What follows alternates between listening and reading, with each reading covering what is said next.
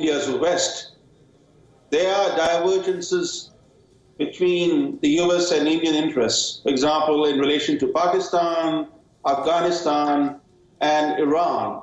On those three issues, we see the US and India not being on the same page.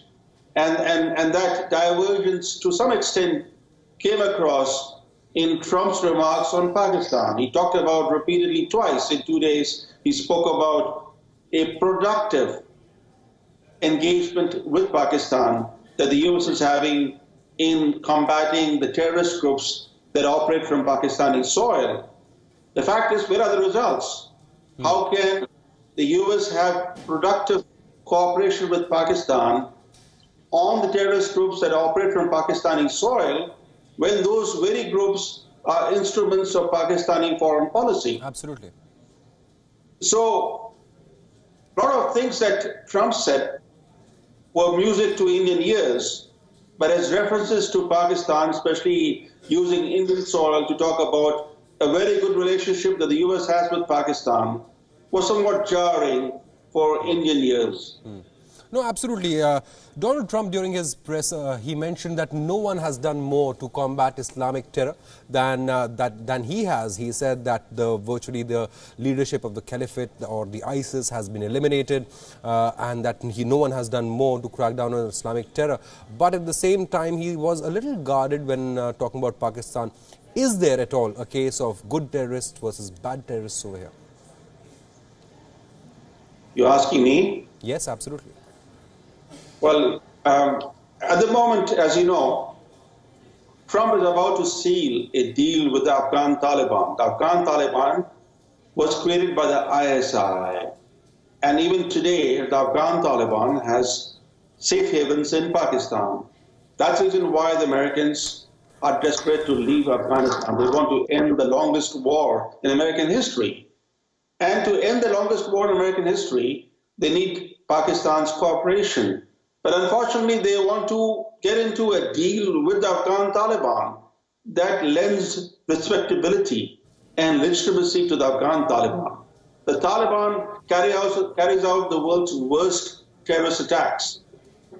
The US, it's one thing for the US to want to end the war in Afghanistan.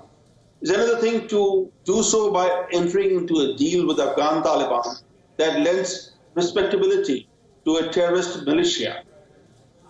So that is one issue on which US and India do not agree on. Absolutely. The Indians do not want the Americans lending respectability to the Afghan Taliban.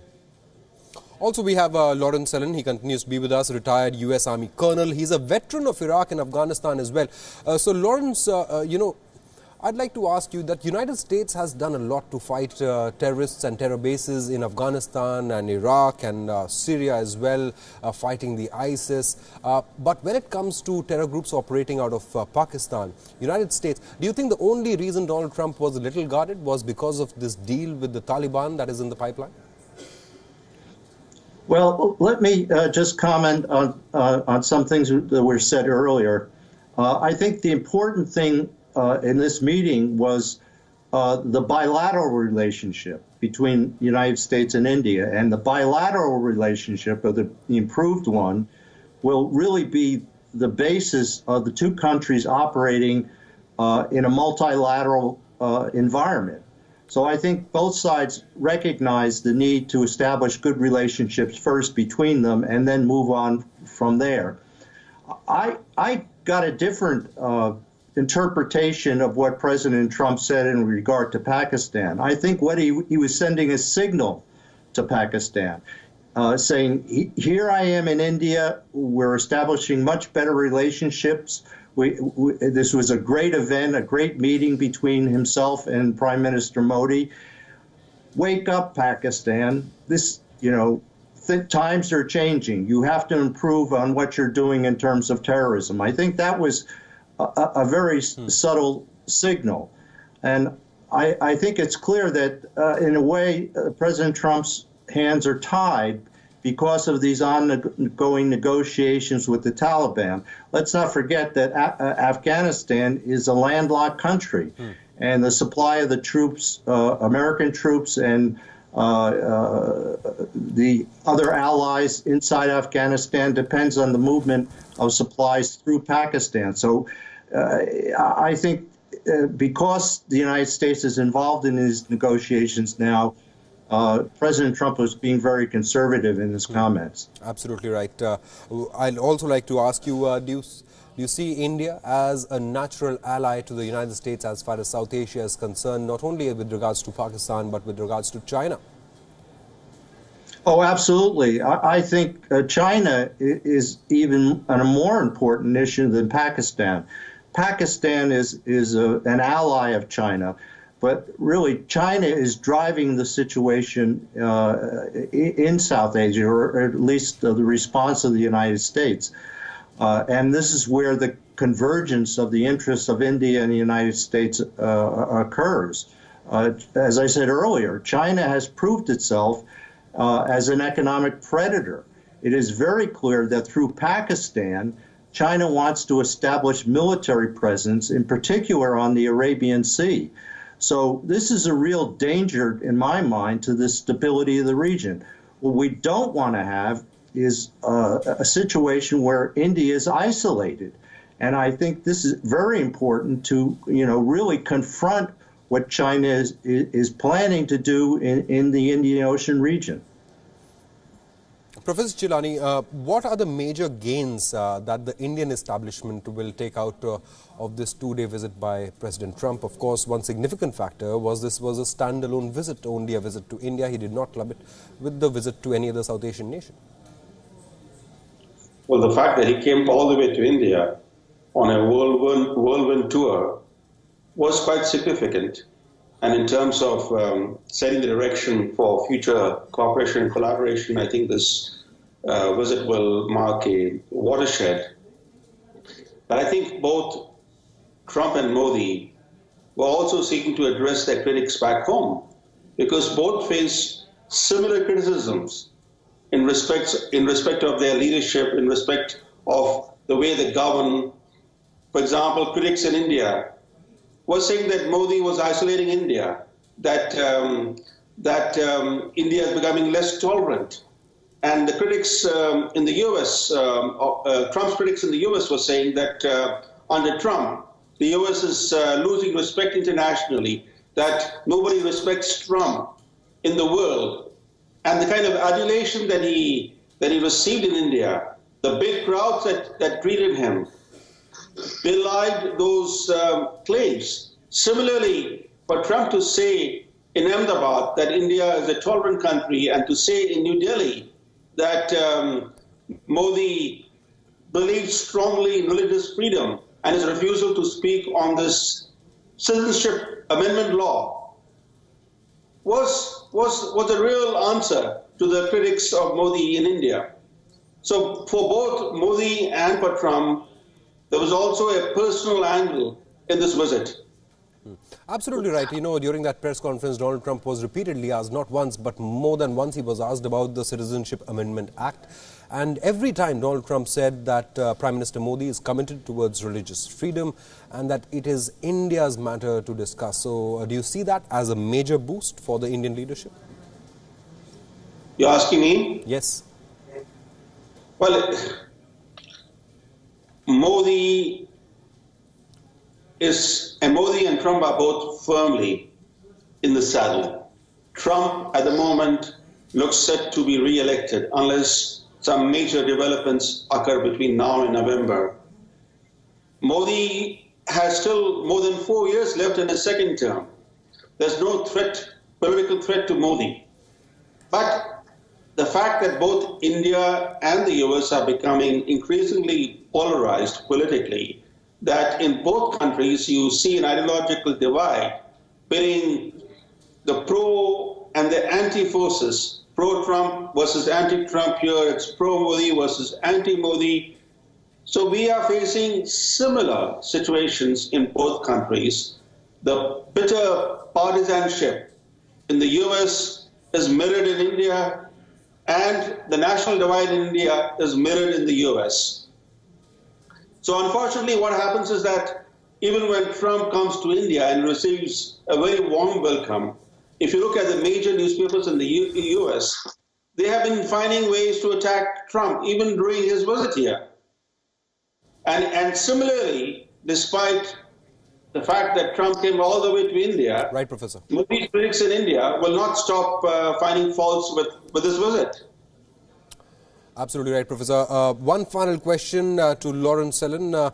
Lawrence, for you, what is the biggest takeaway for the United States from this two-day visit of Donald Trump to India?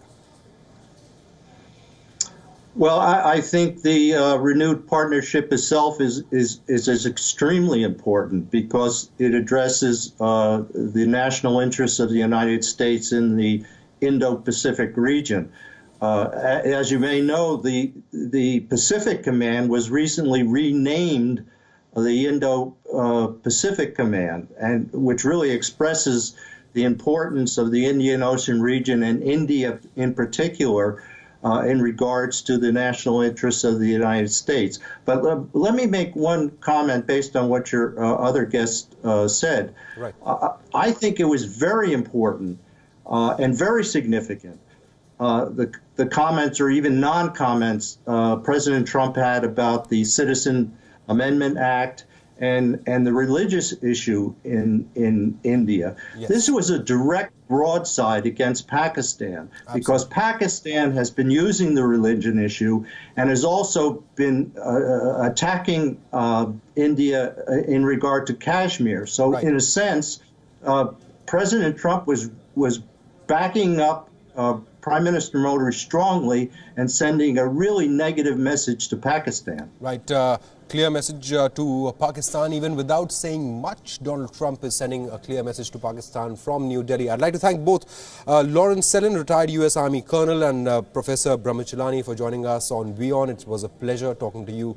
And, you know, we're on the final leg of Donald Trump's visit. The official dinner is underway in less than a couple of hours. Donald Trump will be leaving from India. This visit high on optics, but high on substance as well, certainly as far as defense partnership between India and US is concerned. And like Donald Trump himself said, the relationship between India and United States has never been stronger. Time for a very short break, but do stay with WION World as well.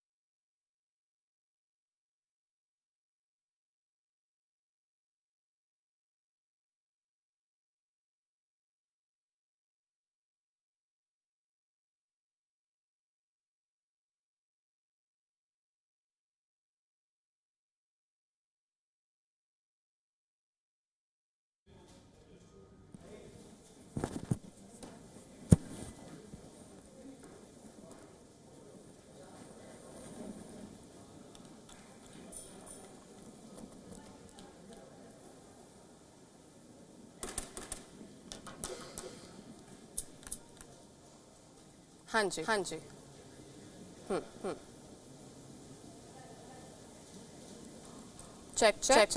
check.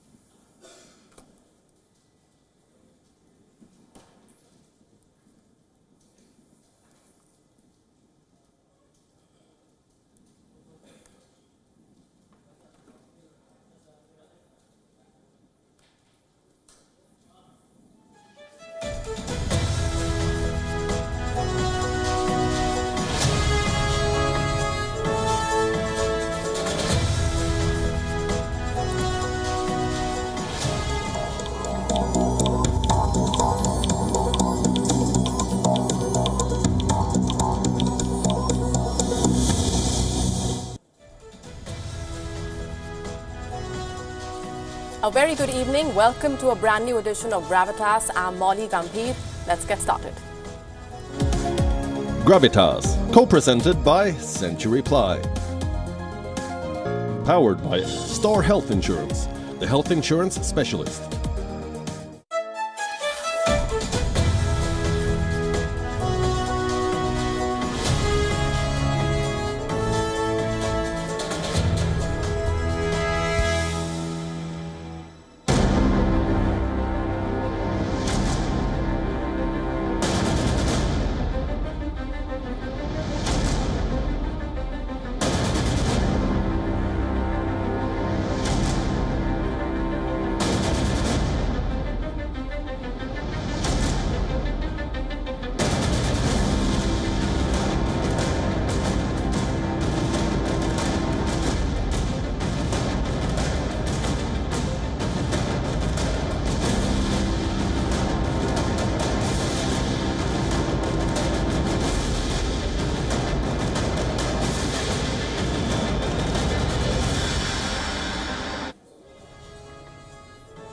Nearly 36 hours, the duration of US President Donald Trump's India visit, and there is also for how long he has dominated headlines. When leaders of the largest and oldest democracies meet, the world watches closely. In one word, Donald Trump described his India visit as incredible, and incredible it was in several ways. There was cultural color, various shades of diplomacy, warm embraces, firm handshakes, a lot of praise, the best of Indian cuisine, and multiple photo ops. If day one was about the Ahmedabad bromance and a visit to the Monument of Love, day two was about getting down to business. With a $3 billion defense deal inked and the promise of a big trade deal on the horizon, as India and the United States took their partnership a huge leap forward, we read between the lines and examine the messaging. From the optics to the statements, we dissect it all bit by bit over the next 1 hour. I'm Molly Gambhir, coming up for you on the show tonight. Key highlights from the Donald Trump press conference that stole the show. A closer look at the ever-expanding India-US defense partnership and how the acquisitions are holding immense significance for India's defense capabilities. India's neighbors watch closely as Donald Trump wraps up his India visit. From Islamabad to Beijing, we decode the messaging for the Indo-Pacific region and for the entire world at large. Steering the change and driving the relationship are issues of mutual concern. We look at the journey of the ties and the hurdles and roadblocks that lie ahead. The American president's favorite mode of communication, Twitter, has been buzzing with reactions We track all of that for you and shortlist some of the best ones.